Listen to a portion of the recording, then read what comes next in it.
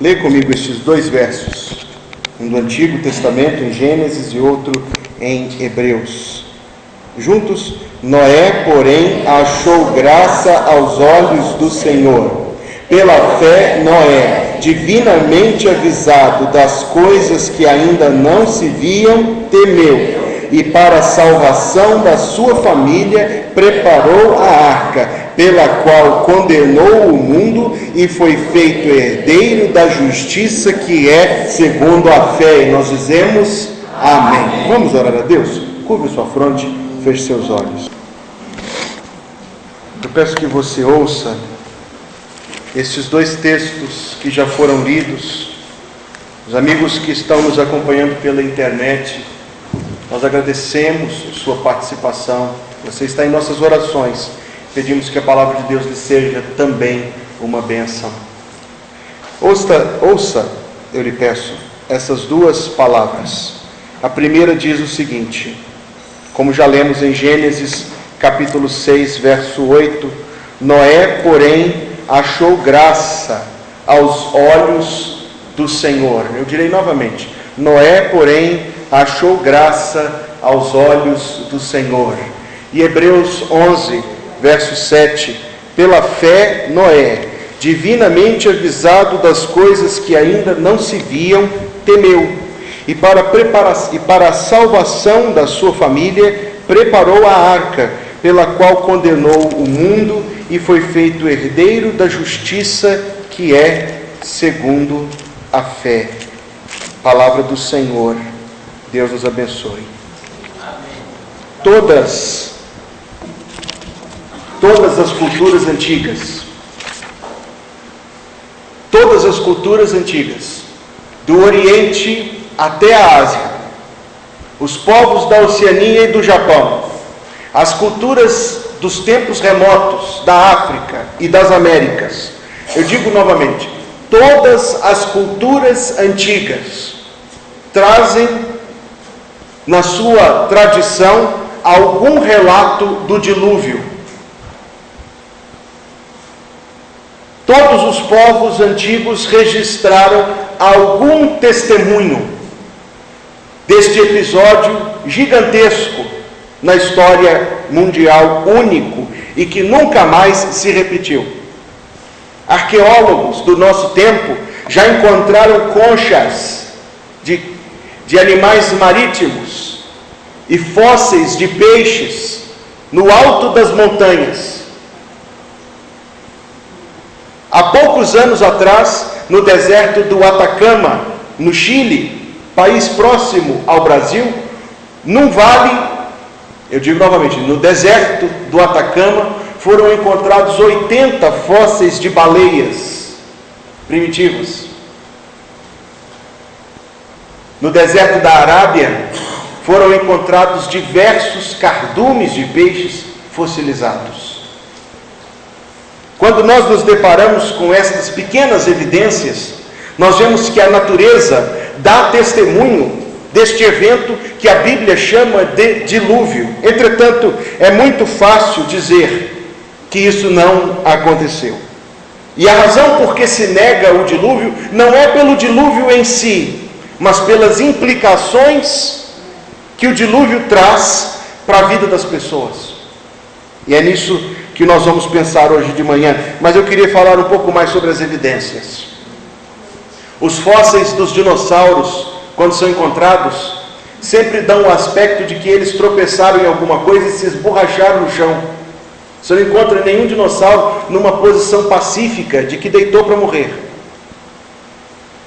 Nós encontramos fósseis, eu digo os arqueólogos, encontram fósseis de dinossauros comendo, com outros fósseis dentro da boca, e fósseis de dinossauros botando, com meio dinossauro para fora e meio dinossauro para dentro.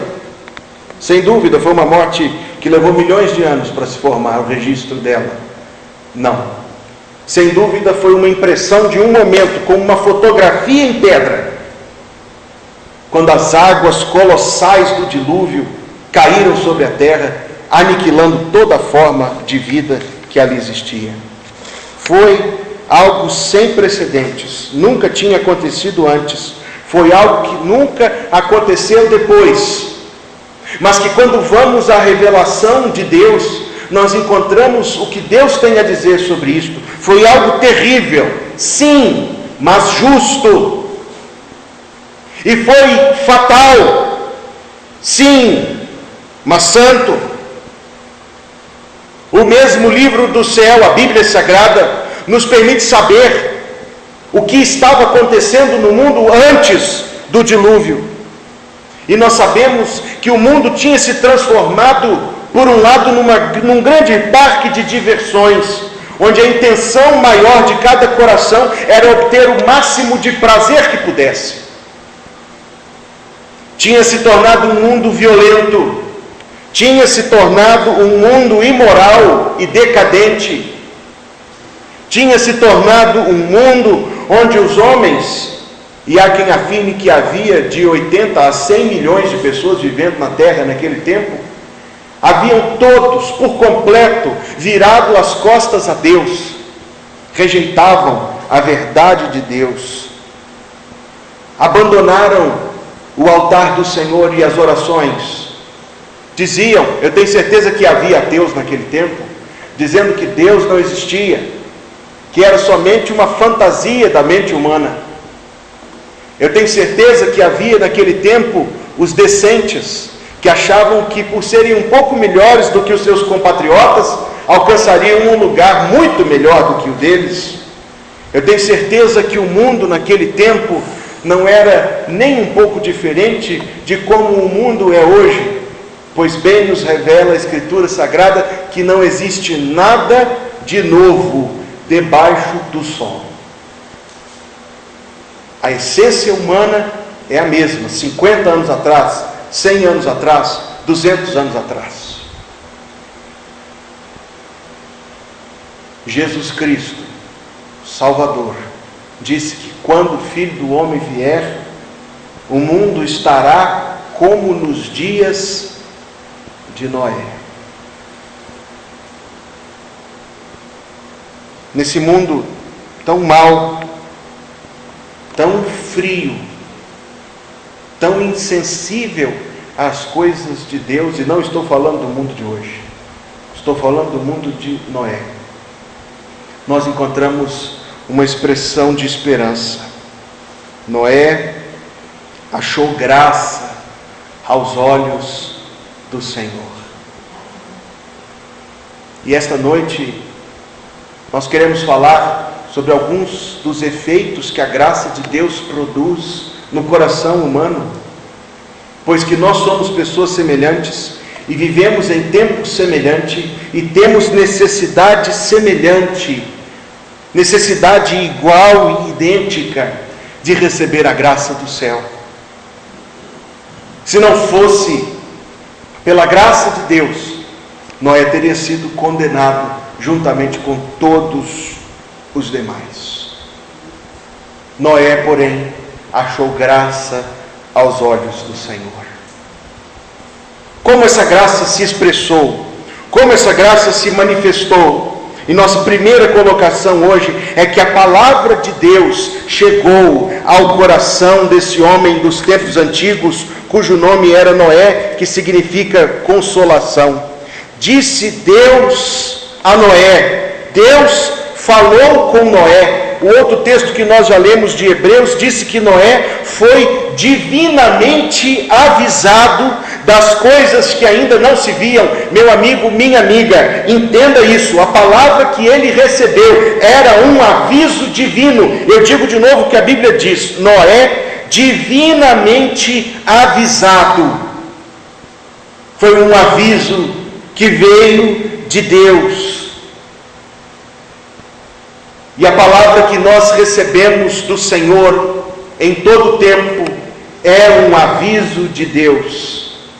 O Evangelho é um aviso de Deus. Existem, eu sei disso, muitas religiões no mundo, cada uma com uma visão diferente. E quando por vezes na vida eu encontro com alguém que me diz que todas as religiões são iguais, Eu tenho apenas de responder que aquela pessoa conhece muito pouco o assunto do qual está falando. Porque se todas as religiões forem verdadeiras, nós vamos encontrar um grande conflito. Porque as verdades, as mensagens, a esperança e a interpretação de cada uma não condizem uma com a outra. É impossível que todas as religiões sejam verdade, porque elas são contraditórias. O que a fé cristã tem de diferente? Jesus Cristo. Jesus Cristo. Nenhuma outra religião tem Jesus Cristo. Nenhuma outra religião tem Jesus Cristo como seu Deus, como seu Salvador e como seu único mediador. E essa palavra mediador significa exatamente que é Ele o porta-voz dos avisos divinos para nós. Deus antigamente falou aos pais, pelos profetas, de muitas maneiras, mas a nós desse tempo nos fala pelo Filho.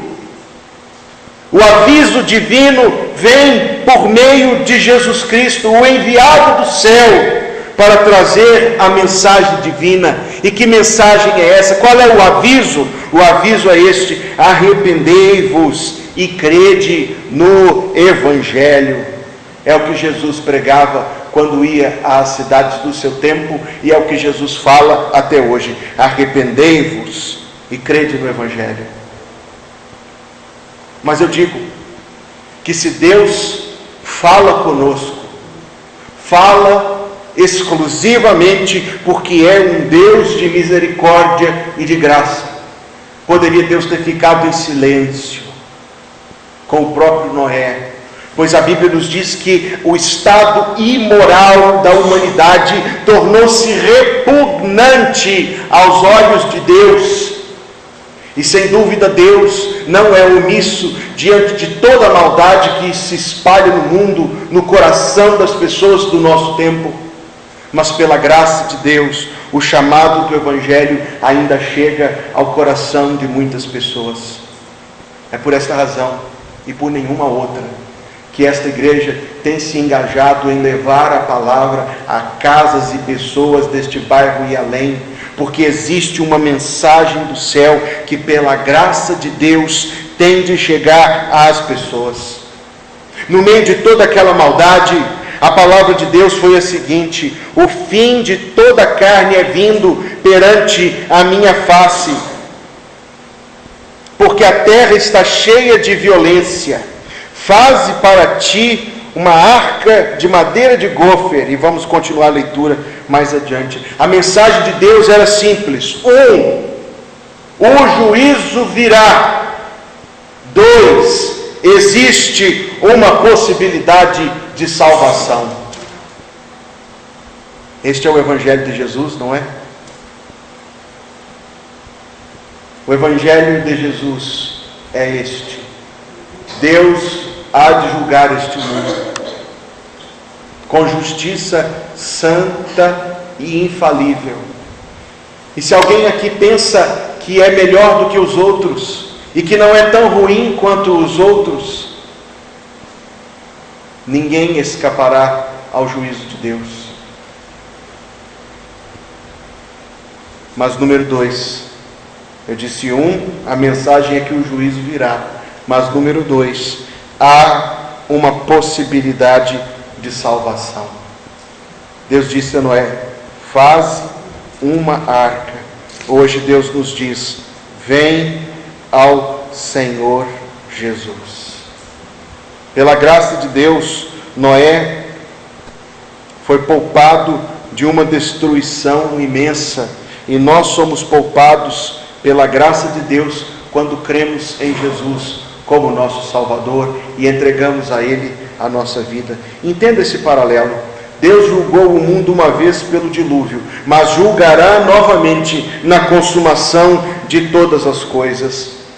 Deus preparou uma arca no passado e hoje há uma salvação posta diante de nós, pois que a Bíblia diz: quem crê em Jesus não será julgado, mas quem não crê já está julgado, porquanto não crê no nome do unigênito Filho de Deus. Ah, pastor, eu creio em Jesus, eu sei quem Ele foi, eu sei o que Ele fez. temos encontrado que crer em Jesus é crer pessoalmente, encontrar-se pessoalmente com Jesus, crer em suas promessas, crer em sua palavra, quando ele diz: aquele que vier a mim não lançarei fora. Entender o seu chamado, tomar a cruz e segui-lo, isto sim é crer em Jesus. Os dias de Noé eram maus, entenda esse paralelo, e os nossos dias são maus. É o tempo nós vivemos em que se abandona o temor de Deus e a decência, a fé, em que se prolifera a incredulidade, a imoralidade, a violência. Vivemos dias em que, quando você liga a televisão, você não vê ser entrevistado, nem aplaudido, e você não vê em capa de revista alguém que é ali posto para se dizer que o Isaac tem uma vida abundante com Deus. Você já viu isso em alguma revista desse mundo? Você já viu alguma entrevista na televisão dizendo assim: agora a pessoa com quem nós vamos conversar vai nos contar o seu testemunho de conversão, a não ser que seja um programa evangélico? Nós não vemos isto.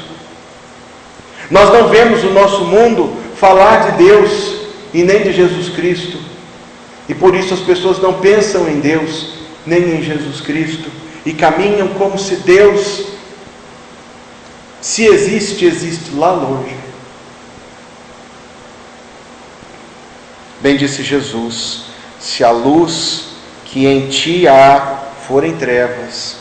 É a palavra de Jesus, meus queridos, quanto ao tempo em que nós vivemos. Quão profundas trevas serão. Assim como foi nos dias de Noé, assim será também a vinda do Filho do Homem. Pois, como nos dias anteriores ao dilúvio, comiam, bebiam, casavam e davam-se em casamento, até o dia em que Noé entrou na arca, disse Jesus, e não o perceberam, até que veio o dilúvio e os levou a todos, assim será também a vinda do Filho do Homem. Mas eu digo a nós que aqui estamos esta noite, o juízo de Deus virá, sem dúvida, mas a graça de Deus é a mesma. A graça que proveu salvação para Noé, provê salvação para todo o coração quebrantado e contrito, ainda nesse tempo. Eu volto ao outro texto que lemos, que foi exposto e que foi lido, porque o texto fala que Noé, pela fé, divinamente avisado das coisas que ainda não se viam. E alguém olhará para o nosso tempo e dirá: pastor, o que o senhor fala é uma bela teoria talvez, mas não o vejo. E nos dias de Noé também não se via nada, mas Noé, sendo divinamente avisado, temeu. E essa é a nossa segunda colocação essa noite. Pela graça de Deus, em primeiro lugar, ele ouviu a palavra do Senhor, mas em segundo lugar, pela graça de Deus, ele creu. E não somente creu, mas a Bíblia diz: Noé temeu.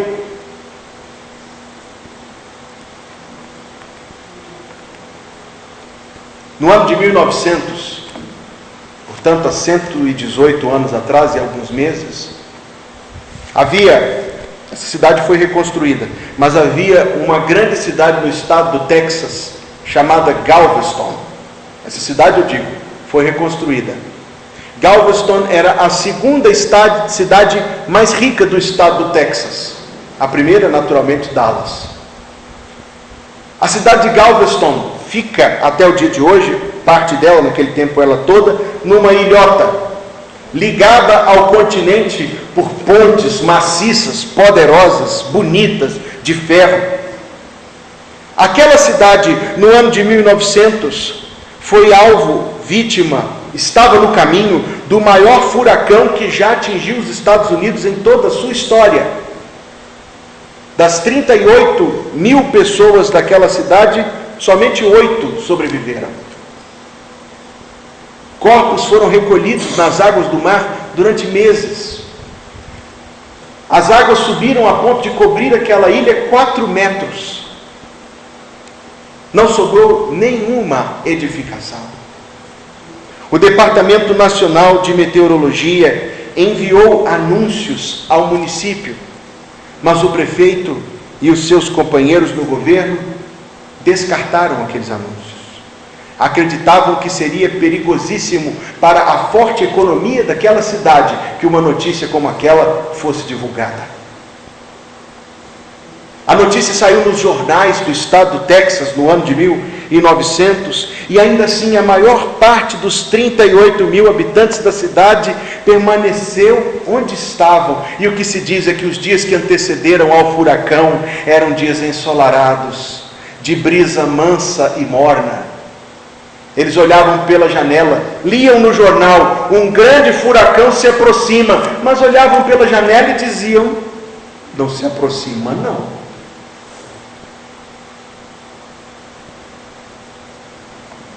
Um homem, funcionário do departamento de meteorologia, foi com seu irmão, bateu de casa em casa na cidade de Galveston, apresentou a sua competência e disse: fujam desta cidade, o furacão virá e vai destruir. Não pense que Galveston era uma cidade de pessoas ignorantes. Não pense que eles eram pessoas com pouco conhecimento. Na cidade de Galveston havia juízes e advogados e médicos, cirurgiões e banqueiros, havia pessoas de posse, empresários, trabalhadores como nós. Na cidade de Galveston havia pessoas que estudavam, havia colégios naquela cidade. Na cidade de Galveston havia pessoas ricas, havia casas imponentes, mas a palavra de alerta caiu em ouvidos moucos. Em 8 de setembro de 1900, uma sobrevivente disse que acordou de manhã e viu que o tempo havia mudado, que havia umas nuvens muito feias cobrindo a cidade, e disse ao seu marido. O marido olhou, trancou as janelas, fechou as cortinas. Ela sobreviveu, ele não. Poucos sobreviveram àquela tragédia. Os ventos chegavam a 230 km por hora. Uma das ondas que abateu a cidade tinha 80 metros de altura. A cidade de Galveston foi varrida do mapa. Poucas pessoas acreditaram nos alertas. A maioria pereceu. A tragédia em Galveston, porém, comparada ao dilúvio, é muito pequena. De toda a população mundial, no tempo de Noé, somente 8 sobreviveram. Se o mundo tinha, como dizem, 80 milhões de pessoas vivendo, o que são 8 pessoas em 80 milhões? Entretanto, foram 80 milhões de pessoas que ouvindo o aviso divino, endureceram seus corações, acreditaram mais nos seus próprios olhos, agarraram-se às suas opiniões, às suas crenças. Eu digo novamente, como tenho dito muitas vezes nesta igreja, que você pode acreditar nas suas ideias com todo o fervor e convicção que puder, por todo o tempo que puder, mas todas as ideias haverá um momento que se desfarão diante dos olhos daqueles que nelas acreditam. Foi assim com todos os que na história da Bíblia e na história do mundo apegaram-se às suas ideias, às suas concepções e não ao Evangelho. Em terceiro lugar, pela graça de Deus, Noé agiu segundo a palavra do Senhor. Veja o que é, meu querido e minha querida, veja o que é a graça de Deus. A graça de Deus nos avisa, no tempo de hoje, no Evangelho, que o juízo de Deus virá e que nós estamos no meio dos julgados, mas que é possível crermos em Cristo e alcançar a salvação. Veja o que é a graça de Deus e o efeito que ela produz no nosso coração, quando você ouve a pregação da palavra e você consegue entender o que está sendo dito, e em seu coração você sente um sentimento novo de piedade, de quebrantamento para com Deus. Este sentimento vem do Espírito Santo. Entendamos então que, em terceiro lugar, pela graça de Deus, Noé agiu segundo a palavra do Senhor. Deus disse a ele assim: Noé, o mundo inteiro vai ser julgado. Mas quando eu leio a Bíblia, eu não encontro Deus falando assim com Noé: mas Senhor, que é isso, Senhor? Que é isso? Como o Senhor vai julgar as pessoas? Eu não vejo Noé dizendo, como muita gente diz no nosso tempo: quem és tu, Deus, para julgar alguém? Eu não vejo Noé, como muita gente do nosso tempo, tentando arguir e relativizar a palavra que ouviu de Deus. Então veio uma ordem de Deus: faze para ti uma arca. E Deus disse a Noé que fizesse a arca antes de anunciar o dilúvio que viria. E Noé não disse assim: mas para quê? Noé não questionou a ordem de Deus. Noé não questionou o tamanho da obra. A arca, eu vou traduzir o tamanho dela, que aqui na nossa Bíblia se encontra em côvados. Ela tinha 150 metros de comprimento. Tem noção do que é esse tamanho? É maior do que um quarteirão do centro da cidade, porque eles têm 120. Ela tinha 25 metros de largura. Ela tinha 15 metros de altura, a altura de um prédio de 5 andares. Nós não vemos Noé questionar o tamanho da obra. Nós não vemos Noé arguir contra o juízo de Deus. Nós vemos Noé fazendo o que Deus lhe mandou fazer, pela fé. Pela fé, Noé, divinamente avisado das coisas que ainda não se viam, temeu, e para a salvação da sua família, preparou a arca. Uma curiosidade, apenas para você saber: a arca era uma embarcação de proporções tão grandes que as caravelas de Cabral que chegaram ao Brasil seriam navios nanicos comparados com ela. A maior das caravelas, das 13 que saíram de Portugal, tinha 30 e poucos metros de comprimento. De fato, só foram construir um navio do tamanho da arca, um pouco maior, no ano de 1858. A arca foi, durante mais de 4.000 anos, a maior embarcação da história.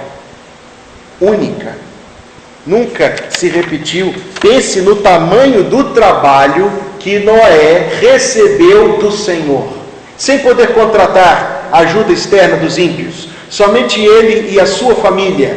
Empregou, diz-nos a Bíblia, 120 anos para a construção daquilo. Mas eu digo aos irmãos que, pela graça de Deus, pelo favor de Deus, e porque Deus era com Noé, ele foi fortalecido para cumprir aquele trabalho. Seus contemporâneos que o circundavam zombavam dos seus esforços. E quando ele dizia: Deus falou comigo que o juízo virá, com certeza com certeza muitos zombavam dele e falavam assim: ele conversa com Deus. Havia ateus no tempo de Noé. Isso está em Gênesis capítulo 5. Havia incrédulos, havia insensíveis. Noé foi fortalecido em seu coração pela graça de Deus para resistir a esse escárnio. Alguém passava lá, batia na porta da arca e falava assim: ô Noé, hoje é sexta, vamos tomar uma gelada aí, deixa essa obra para lá. Outro batia na porta de Noé e falava assim: Noé, você está gastando a sua vida inteira nisso, Noé, você não está aproveitando a vida. Meu irmão e minha irmã em Cristo, se essa obra fosse sua, como a arca estaria? Só as tábuas? Ou nem isso? Misericórdia.